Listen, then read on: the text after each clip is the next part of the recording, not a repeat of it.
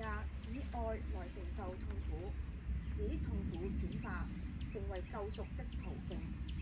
創造的天主，我們的大地母親正在哀痛嘆息，求你指引我們，總得有自己開始，在日常生活中改變丟棄的文化、浪費的習慣，與大地修好，到真正生態歸依的生活。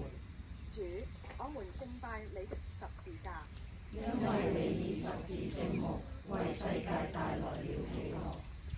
求你垂視，並可憐我們，因為我們得罪了你。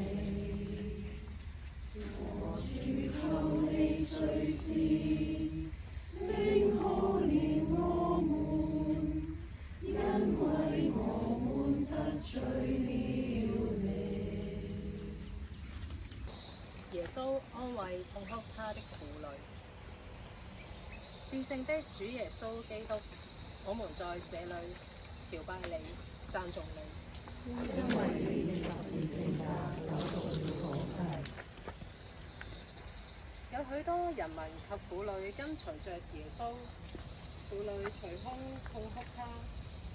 耶穌轉身向他們說：耶路撒冷女子，你們不要哭我，但應哭你們自己及你們的子女。